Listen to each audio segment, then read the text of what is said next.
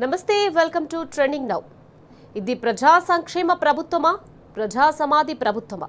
ఎందుకు ఈ మాట అనాల్సి వస్తుందంటే కుట్రలు, కుతంత్రాలు, అజ్ఞానంతో, అబద్ధాలతో, అభండాలతో, అక్రమాలతో కౌరవ కాంగ్రెస్ నిండు సభలో నిసిగ్గుగా లేనివి ఉన్నట్టు వల్లివేసింది కాబట్టి. 2.5 ఏళ్లుగా జనాలను మభ్యపెడుతూ పాలన సాగిస్తున్న రేవంత్ సర్కార్ మరోసారి సభలో మసిపూసి మారడికాయ చేసింది. సరే, బయట ఎన్నా ఉన్నా కారుకుతులు కూయొచ్చు, వెకిలి వేషాలు ఎన్నైనా వేయొచ్చు, కానీ నిండు సభలో సభ్యత, సంస్కారం అనేది ఉండక్కర్లేదా? సాక్షాత్తు రాష్ట్ర ప్రథమ పౌరుడితో అబద్ధాలను మరి ఇలా వల్లివేయించాలా? వెంటాడే రాజకీయాలతో తెలంగాణలో ఎడారిగా మార్చే కుట్రలను ఎగదోయాలా? ఏమన్నా అంటే అన్నారు అని మొత్తుకుంటారు, కానీ అసలు 3 ట్రిలియన్ లెక్క తెలుసా?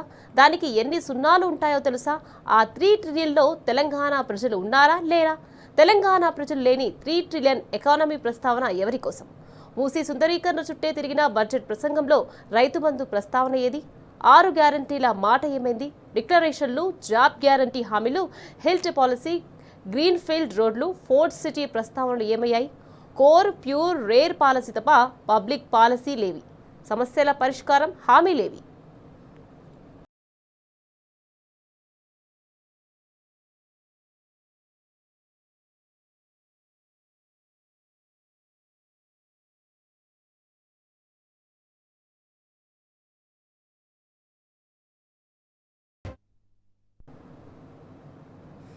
అసెంబ్లీ సమావేశంలో తొలి రోజు నూతన గవర్నర్ శివప్రతాప్ శుక్లా ప్రసంగం అబద్ధాలతో మొదలైంది.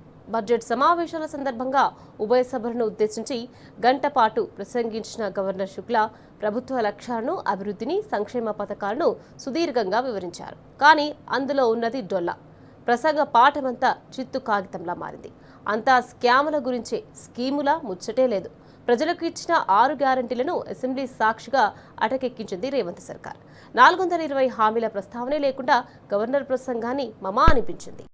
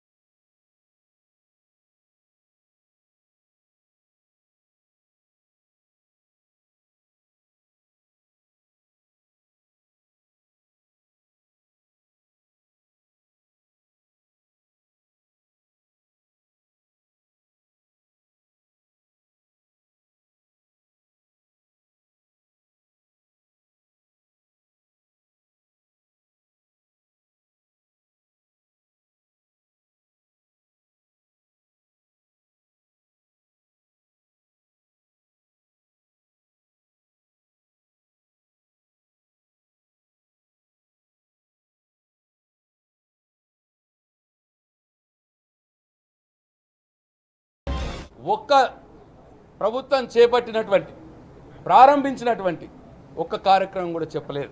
అభివృద్ధి విషయంలో అన్నీ కూడా చేస్తాం, మొదలు పెడుతున్నాం, మొదలు పెట్టాం, ఈ విషయాలే చెప్పినారు. కానీ 2.5 సంవత్సరాల కాలంలో ఒక అభివృద్ధి కార్యక్రమాన్ని మేము చేసినాము అని చెప్పి వాళ్ళు ఒక్క విషయం కూడా చెప్పలేదు. గత ప్రభుత్వ హయాంలో చేసిన వాటికి రిబ్బన్లు కత్తిరించుడు, గత ప్రభుత్వ హయాంలో చేసినటువంటి వాటిని మావిగా చెప్పుకొని గవర్నర్ ప్రసంగంలో పొందుపరిచినారు తప్పిస్తే మేముగా ఈ 2.5 సంవత్సరాల్లో ఏం చేశామో అని చెప్పిన విషయం ఈ గవర్నర్ ప్రసంగంలో లేదు అని చెప్పి ఈ సందర్భంగా నేను తెలంగాణ ప్రజలకు మనవి చేస్తూ ఉన్నాను. కాబట్టి అందుకే ఈ గవర్నర్ ప్రసంగం పూర్తిగా డొల్ల, ఇది చిత్తు కాగితంతో సమానంగా ఇవాళ తెలంగాణ ప్రజలు భావించాల్సి వస్తున్నది. గవర్నర్ ప్రసంగం ద్వారా ఇవాళ తెలంగాణ ప్రజల్ని ఈ ప్రభుత్వం నిండా మోసం చేసింది. వారు చేయవలసినటువంటి కార్యక్రమాల గురించి ఎక్కడ కూడా పొందుపరచకుండా ఇక మేము ఇప్పటిదాకా మేము ఏం చేయలేదు, రాబోయే కాలంలో కూడా ఏం చెయ్యము అని స్పష్టంగా చెప్పినట్టు ఈ గవర్నర్ ప్రసంగం ద్వారా తెలంగాణ సమాజం భావించవలసి వస్తుంది. ఈ మధ్యనే తెలంగాణ కొత్త గవర్నర్గా బాధ్యతలు స్వీకరించిన శివప్రతాప్ శుక్లాతో రేవంత్ సర్కార్ పచ్చి అబద్ధాలను వెల్లవేయించింది. కాంగ్రెస్ పార్టీ ఇచ్చిన స్కీముల గురించి గవర్నర్ ప్రసంగంలో లేనే లేవు. ఉన్నదల్లా కాంగ్రెస్ స్కాములే. గవర్నర్ ప్రసంగంతో కాంగ్రెస్ పార్టీ మరోసారి ప్రజలను మోసం చేసింది. 6 గ్యారంటీలు, 420 హామీలపై గవర్నర్ ప్రసంగంలో లేనే లేదు. మహిళలకు ఇస్తామని చెప్పిన 2500 గురించి ప్రస్తావనే లేదు. గవర్నర్ గారి ప్రసంగం దాదాపు 37 పేజీల ప్రసంగం పూర్తిగా డొల్ల ప్రసంగం అని చెప్పి బీఆర్ఎస్ పార్టీ భావిస్తూ ఉన్నది. ఈ ప్రభుత్వం గవర్నర్ గారితో మొత్తం అబద్ధాలతో నిండినటువంటి ప్రసంగాన్ని ఇవాళ తెలంగాణ ప్రజలకు చెప్పించడం జరిగింది. ఈ మొత్తం ప్రసంగంలో ఎక్కడ కూడా స్కీముల గురించి ఎక్కడ కూడా లేదు. స్కాముల గురించి తప్పితే స్కాములు ఏ ప్రాజెక్టులో చేయవచ్చో ఆ ప్రాజెక్టుల గురించి తప్పిస్తే ప్రజలకు పెట్టాల్సినటువంటి స్కీముల గురించి ఈ ప్రభుత్వం ఈ గవర్నర్ ప్రసంగంలో పొందుపరచలేదు. నిజంగా కూడా ఈ మొత్తం ప్రసంగం ఇవాళ ఒక చిత్తు కాగితంతో సమానంగా ఉన్నది అని చెప్పి మేము మనవి చేస్తూ ఉన్నాం. ఎందుకంటే ఎక్కడ కూడా ప్రభుత్వం ఈ ప్రసంగంలో వారిచ్చిన గ్యారంటీల గురించి ఎక్కడ కూడా ప్రస్తావన చేయలేదు. వారు ప్రజలకిచ్చినటువంటి 6 గ్యారంటీల విషయంలో కావచ్చు, 420 హామీల విషయంలో కావచ్చు, ఎక్కడ కూడా ఈ ప్రసంగంలో ప్రస్తావన చేయలేదు. చేయకుండా తెలంగాణ ప్రజల్ని మోసం చేసిందని చెప్పి మేము ఈ సందర్భంగా మనవి చేస్తూ ఉన్నాం. వారు ఎన్నికలప్పుడు ఇచ్చినటువంటి హామీలు, అది మహిళలకు ఇచ్చినటువంటి 2500 ఏదైతే ప్రతి మహిళకి ఇస్తామన్నారో దాని గురించి ఈ ప్రసంగంలో ఎక్కడ కూడా పొందుపరచలేదు. మీరు ప్రజల్ని చేసిన మోసాన్ని ఇప్పటికన్నా చక్కబెట్టండి అని చెప్పేసి ఈ ప్రభుత్వాన్ని రిక్వెస్ట్ చేస్తూ ఉన్నాము. గవర్నర్ గారు పాపం మొదటిసారి వస్తే ఆయనతో కూడా అబద్ధాలు చెప్పించినారు మీరు.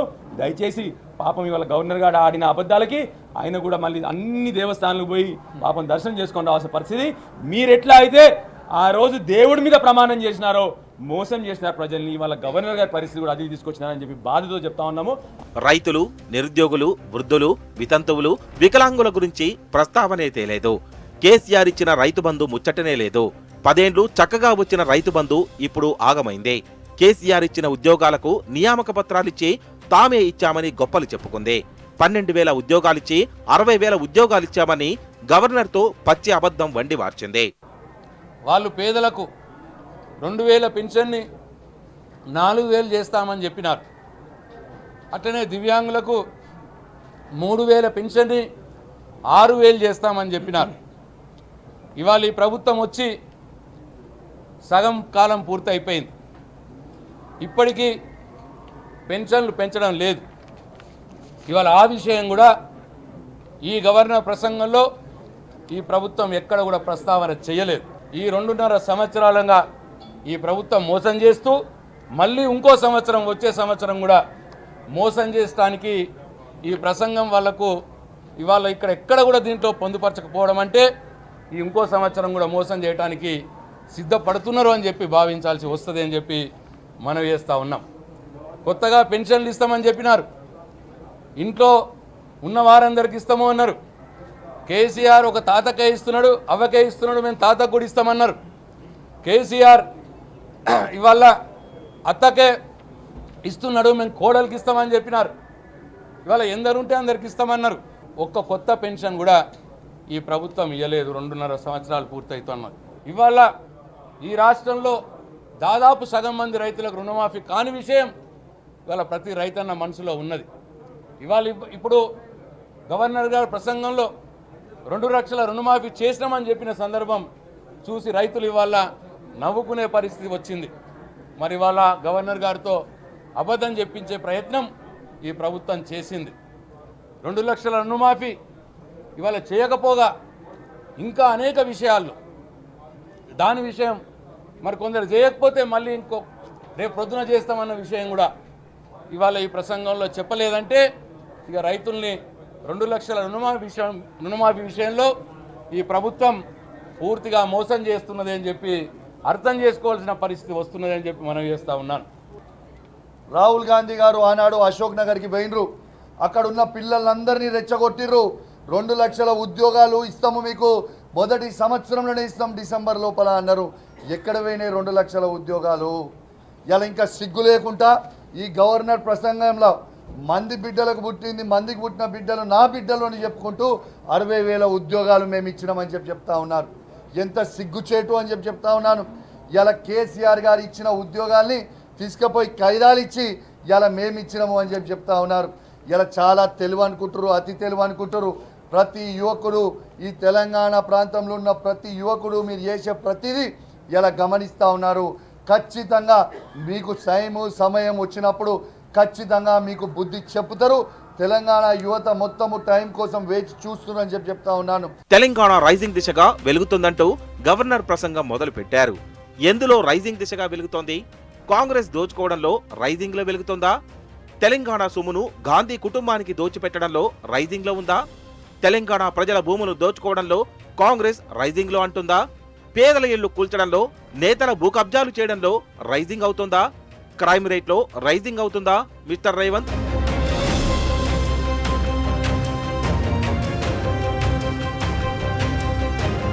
ఎస్, రైజ్ అవుతుంది.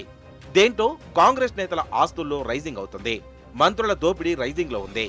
గురుకులాల్లో విద్యార్థుల మరణాల్లో తెలంగాణ రైజింగ్ అవుతుంది. నిరుద్యోగంలో రైజింగ్ అవుతుంది. 10 ఏళ్లు పురోగమించిన తెలంగాణ ఇప్పుడు తిరోగమనమైంది. ఇందులో రైజింగ్ అవుతుంది. నెగటివ్ గ్రోత్ రేట్లో రైజింగ్ అవుతుంది. నిజానికి 2 ఏళ్లుగా తెలంగాణ రైజింగ్ కాదు, ఫాలింగ్ అవుతుంది. అభివృద్ధిలో ఎప్పుడో ఫాలింగ్ అయిపోయింది. సంక్షేమంలో ఫాలింగ్ అవుతుంది. రాష్ట్ర ఆదాయంలో ఫాలింగ్, జీడీపీలో ఫాలింగ్, జీఎస్టీపీలో ఓ ఫాలింగ్, మానవ వనరుల అభివృద్ధిలో ఫాలింగ్, విద్యా వ్యవస్థలో ఫాలింగ్, వ్యవసాయంలో ఫాలింగ్, ఇలా అన్ని విధాలుగా ఫాలింగ్ అవుతుంటే ఇంకెక్కడి రైజింగ్ రేవంత్? 10 ఏళ్ల కేసీఆర్ పాలనలో తెలంగాణ దిక్సూచిగా వెలిగింది. ఇప్పుడు కూడా రేవంత్ పాలనలో కూడా దిక్సూచిగా నిలుస్తుంది. కానీ ప్రగతిలో కాదు, అధోగతిలో. 10 ఏళ్లు శాంతి భద్రతల విషయంలో కేసీఆర్ సర్కార్ ఏనాడు రాజీ పడలేదు. అసాంఘిక శక్తులపై వేటు వేసింది, తాట తీసింది. కానీ రేవంత్ ఏలుబడిలో 2 ఏళ్లలో క్రైమ్ రేట్ బాగా పెరిగింది. అన్నం పెట్టే రైతన్న 10 ఏళ్లుగా ప్రశాంతంగా గుండె మీద చేయి వేసుకుని పడుకునేవాడు. ఇప్పుడు అలా లేదు పరిస్థితి. అన్నదాత ఆగమయ్యాడు. రైతు ఆత్మహత్యల్లో ఇప్పుడు తెలంగాణ టాప్ లో నిలిచింది. సీఎంగా రేవంత్ తెలంగాణ పరువును తీయడంలో, తెలంగాణ సొమ్మును ఢిల్లీకి తరలించడంలో, కంపెనీలు ఇతర రాష్ట్రాలకు వెళ్లగొట్టేలా పాలసీ తీసుకురావడంలో, రాష్ట్రంలో బుల్డోజర్ పాలన చేయడంలో, పేదల ఇళ్లు కూల్చడంలో, తెలంగాణ ఆత్మగౌరవాన్ని తాకట్టు పెట్టడంలో, మన వనరులు ఏపీకి దోచిపెట్టేందుకు సహకరించడంలో, ఉద్యోగుల రిటైర్మెంట్ బెనిఫిట్స్ ఎగ్గొట్టడంలో, సంక్షేమ పథకాలు పాతరేసి ఇతర రాష్ట్రాల ఎన్నికలకు నిధులు చేరవేయడంలో, అభివృద్ధికి సమాధి చేసి విధ్వంసానికి పునాదులు వేయడంలో, డైవర్షన్ రాజకీయం చేయడంలో, ప్రాజెక్టులను పండబెట్టడంతో, చెక్ డ్యాంను కూల్చడంలో, మంత్రుల దోపిడీలో, అధికార పార్టీ నేతల దౌర్జన్యాల్లో కాంగ్రెస్ ప్రభుత్వం దేశానికి దిక్సూచిగా నిలిచింది. తెలంగాణ పరువును బజారున పెడుతోంది. గవర్నర్ గంట ప్రసంగమంతా హైదరాబాద్ చుట్టూతనే తిరిగింది. రూరల్ తెలంగాణను మరిచింది. శుక్లా ప్రసంగమంతా రియల్ ఎస్టేట్ స్పీచ్ నే తలపించింది. బడ్జెట్ ప్రసంగంలా కాకుండా తెలంగాణ రియల్ ఎస్టేట్ వ్యాపారుల బడ్జెట్ గా అనిపించింది.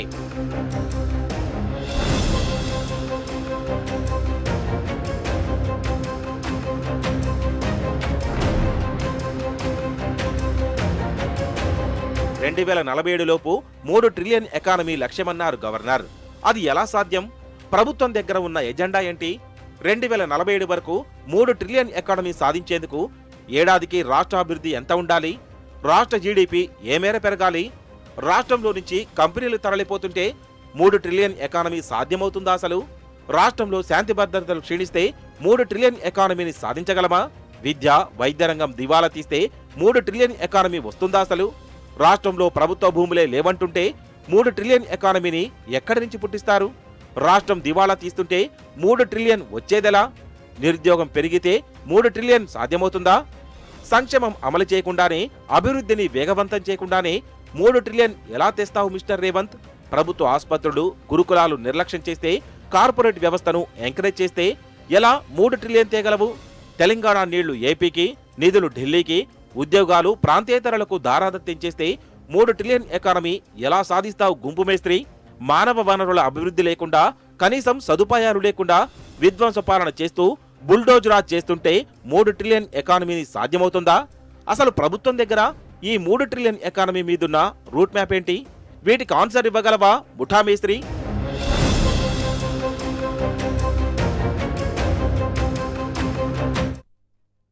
గవర్నర్ శుక్లా ప్రసంగంలో పసలేదు. దమ్ము అంతకంటే లేదు. దిశానిర్దేశం అంతకన్నా లేదు. పేలవంగా తేలిపోయిన ప్రసంగంలో అన్ని అసత్యాలు, అర్ధసత్యాలు, పూర్తి అబద్ధాలు, హామీల అమలుపై స్పష్టమైన ప్రకటన లేదు. సంక్షేమం, పునరుజ్జీవనం అన్నారే కానీ ఎప్పటి నుంచి అమలు చేస్తారో క్లారిటీ లేదు. ఇచ్చిన మహాలక్ష్మి ప్రయాణం తప్పితే మిగతా 5 హామీలపై స్పష్టత లేదు. రేవంత్ అంటున్న ప్యూర్ క్యూర్ రేర్ విజన్ 2047కి దమ్ములేదు. 28 నెలల పాలన కాలయాపన తప్ప ఎక్కడ కమిట్మెంట్ కనిపించలేదు. డెడికేషన్ అంతకన్నా లేదు. హామీల అమలు కోసం ఎదురు చూస్తున్న ప్రజలకు గవర్నర్ ప్రసంగం తీవ్ర నిరాశనే మిగిల్చింది. కొత్త సీసాలో పాతసారా లెక్క గాంధీభవన్ స్క్రిప్ట్నే గవర్నర్ చదివారు తప్పిస్తే కొత్త అంశాల ప్రస్తావన ఒక్కటీ లేదు.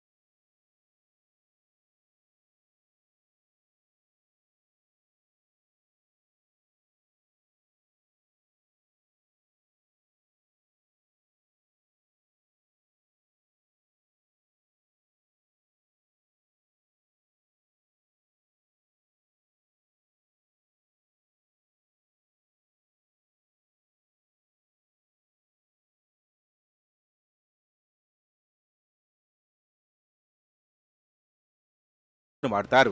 2014 అంటే తెలంగాణ రాష్ట్రం ఏర్పడడానికి ముందు, 2023 తర్వాత ఈ సామెతలు మహాబాగుగా వినిపిస్తున్నాయి. కోతల రాయుడు ముఖ్యమంత్రి అయిన తర్వాత ఈయన కోసినన్ని కోతలు ఇంకెవరూ కోసి ఉండరు. గ్లోబల్ సమ్మిట్ పేరు నడిపిన డ్రామాలో కూడా రేవంత్ ఇలాగే కోశాడు. అందరి ముందు మరోసారి చులకనయ్యాడు. అసలు $3 ట్రిలియన్ ఎప్పటికి కావాలి, ఎన్నటికి రీచ్ అవ్వాలి? 2034 నాటికి $1 ట్రిలియన్ ఎకానమీ అంటూ ఏతులెందుకు? 2047 నాటికి $3 ట్రిలియన్ ఎకానమీ అంటూ కోతలెందుకు? తెలంగాణను $3 ట్రిలియన్ ఎదిగిస్తానంటూ గప్పాలు ఎన్నాళ్ళు చెప్తావు? అయినా అమెరికా లెక్కల భాష మనకెందుకు రేవంత్? $3 ట్రిలియన్ ఎకానమీ అంటే 3 లక్షల కోట్ల డాలర్లు. రేవంత్ చెప్తున్న కాకి లెక్కలనే చూసుకుంటే 3 లక్షల కోట్ల డాలర్లను రూపీలో కన్వర్ట్ చేస్తే 269 లక్షల కోట్ల 98,065 రూపాయలు. ఇప్పుడు తెలంగాణ రాష్ట్రానిది 16.12 లక్షల కోట్ల ఎకానమీ. అంటే ఈ లెక్కను చూసుకుంటే గుంపు మేస్త్రి 270 లక్షల కోట్ల ఆదాయాన్ని పెంచుతాడట. అది 2047 వరకు.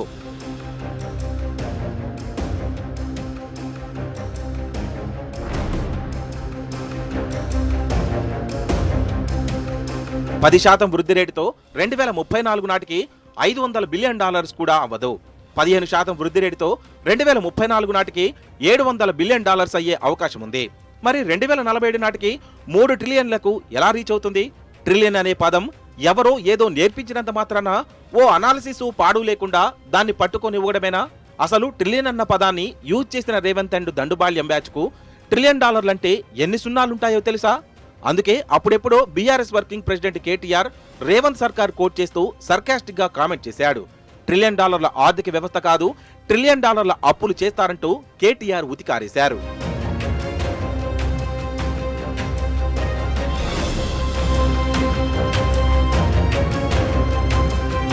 తాను కన్ఫ్యూజ్ అవ్వడమే కాకుండా చివరకు కొత్తగా వచ్చిన గవర్నర్ను కూడా రేవంత్ గందరగోళానికి గురిచేశాడు. అసలు ఎందుకింత కన్ఫ్యూజన్ క్రియేట్ చేస్తున్నాడు? పదం బరువుగా ఉందని వాడుతున్నాడా? లేదంటే ఎవరినో మురిపించడానికి $1 ట్రిలియన్ బిల్డప్ కొడుతున్నాడా? ఎవరిని మాయ చేస్తున్నట్లు? ఎందుకు మాయ చేస్తున్నట్లు? రాష్ట్ర ఎకానమీని $3 ట్రిలియన్ పెంచాలనుకుంటున్నారని చెప్పాడు రేవంత్. సరే, మంచిదే. అలా చేస్తానంటే ఎవ్వరూ అడ్డుపడరు, అభ్యంతరము చెప్పరు. ఇందుకోసం తెలంగాణ రైజింగ్ విజన్ డాక్యుమెంట్ను కూడా రిలీజ్ చేశాడు, సంతోషమే. మరి ఆ లక్ష్యాన్ని చేరుకోవడానికి ఉన్న మార్గాలేంటి, సాధ్యాలేంటి అన్న స్పృహ ఉండాలి కదా. ఎవరో అనామకుడు మాట్లాడాడంటే ఎవరూ పెద్దగా పట్టించుకోరు. తెలిసి తెలియని అజ్ఞాని మాట్లాడాడంటే ఎవరూ పరిగణలోకి తీసుకోరు. కానీ నిండు సభలో చెప్పింది రాష్ట్ర ప్రథమ పౌరుడు, చెప్పించింది సాక్షాత్తు రాష్ట్ర పాలకుడు. ప్రస్తుతం $1 ట్రిలియన్ కూడా లేని తెలంగాణ ఎకానమీని 12 రెట్లకు తీసుకెళ్తానని గప్పాలు కొట్టడం ఎందుకు? అసలు దాన్ని అందుకోవడమే అతి పెద్ద సవాల్ కదా. ఆ విషయం ఈ అసమర్థ పాలకుడికి తెలియదా? రేవంత్ నిర్దేశించుకున్న 2047 అంటే రానున్న 22 దాదాపు 18 రెట్లు పెరగాలి. ఇది సాధ్యమేనా? ప్రతి ఏటా డబుల్ డిజిట్లో వృద్ధి పెరుగుతుందా? ఇంతటి పెద్ద లక్ష్యాన్ని సాధించాలంటే అన్ని రంగాల్లోనూ అంతటి స్థాయిలో డెవలప్మెంట్ కనిపించాలి. అది అవసరం కూడా. ఏకకాలంలో అటు రాష్ట్రాభివృద్ధి, ఇటు సంక్షేమం, పెట్టుబడుల వెల్లువ, పన్నుల వసూళ్లు, రాష్ట్ర ఆదాయంతో పాటు వ్యక్తుల ఆదాయం పెరగడం, ఇలాంటివన్నీ ముందుకు సాగాలి. అదయ్యే పనేనా? వెనక ముందు చూడకుండా ఇలా లేని గొప్పలు ఉన్నట్లు చెప్పించడమే పనా? పాపం గవర్నర్ కొత్తగా వచ్చారు. ఆయనకు ఇంకా రాష్ట్రం మీద పూర్తి అవగాహన రాలేదు. అందుకే ఆయన రేవంత్ అండ్ బ్యాచ్ రాసిచ్చిన స్క్రిప్ట్ ని ధారాళంగా చదివి వినిపించారు. అందులో ఆయన తప్పేముంది? కానీ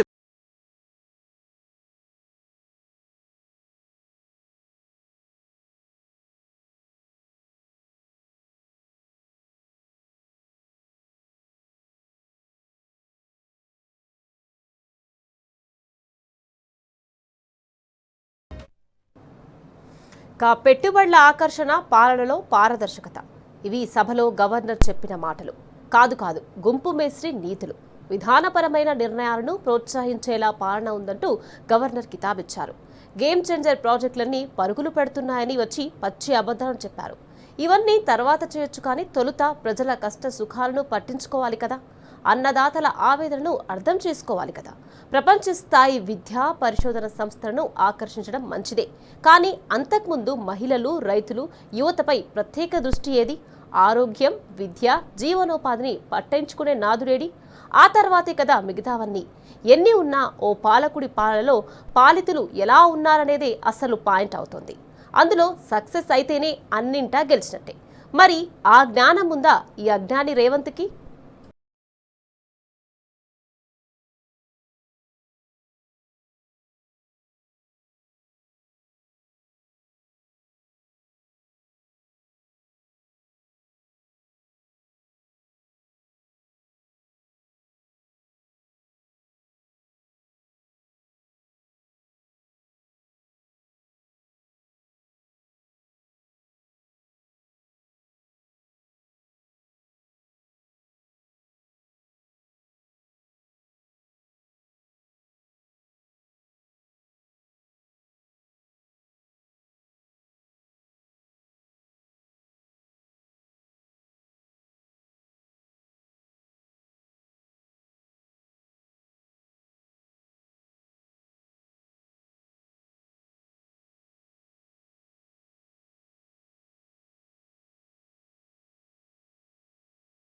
తన ఇమేజ్ ని తానే డ్యామేజ్ చేసుకుంటున్నాడు. బీఆర్ఎస్ పై తన కడుపులున్న అక్కసునంతా వెళ్లగక్కుతున్నాడు. ఆరిపోయే దీపానికి వెలుతురెక్కువ. నిజంగా చెప్పాలంటే ముఖ్యమంత్రివన్నీ చావు తెలివితేటలే. గొంతు చించుకొని చెప్పే గారడీ మాటలను ప్రజలు నమ్ముతారా? చేసిందేం లేక 2.5 నుంచి అబద్ధాల పాలన సాగిస్తున్నాడు. ప్రతి సబ్జెక్టులోనూ నోటికొచ్చినట్లు సొల్లు వాగుడు వాగుతున్నాడు. ఇక్కడితో ఆగితే పోయేదే. గవర్నర్ ఇంకా ఏమంటాడు? అందరికీ ప్రభుత్వ ఉద్యోగాలు కాంగ్రెస్ హయాంలోనే వచ్చాయని చెప్పుకొచ్చాడు. అది అబద్ధమని తెలిసినా రేవంత్ సర్కార్ ఏమీ అనదు. బీఆర్ఎస్ హయాంలో జరగలేదని చెప్పుకోదు. బయట అబద్ధాలు, లోపల అబద్ధాలతోనే సభ నడుపుతున్న చరిత్ర రేవంతుదే. పతివ్రత పరమాన్నం వండితే తెల్లారేదాకా సల్లారలేదన్నట్టుంది ఆయన తీరు. అబద్ధాల వల్లెవేతతో సభలను వాడుకుంటున్నాడు. నిస్సిగ్గుగా సభలో అబద్ధాలను మాట్లాడుతుంటే సభా హక్కుల ఉల్లంఘన నోటీసులు ఇస్తే తప్పేంటి? నిజానికి నిర్బంధాలు, అరెస్టులు, రేవంత్ నిరంకుశత్వంతోనే అసెంబ్లీ సమావేశాలు మొదలయ్యాయి. ప్రధాన ప్రతిపక్షంగా ప్రజల పక్షాన తమ కర్తవ్యం నిర్వహించేందుకు బీఆర్ఎస్ ముందుకు సాగితే సాగనిచ్చారా? గతంలో అసెంబ్లీలో మైక్ ఇవ్వకుండా అడ్డుకోలేదా? విద్యార్థులు, నిరుద్యోగులు, ఉద్యోగులు, రైతులు, ఆటో డ్రైవర్లు ఆశయాలను నిర్బంధించలేదా? ప్రజల పక్షాన, ప్రజల గొంతుగా శాసనసభలో సమస్యలను ఎత్తి చూపిన ప్రతిపక్షం గొంతు నొక్కలేదా?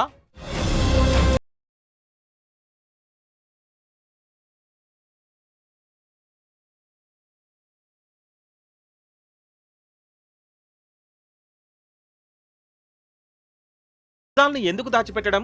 ఎందుకు గోబెల్స్ ప్రచారం చేయడం?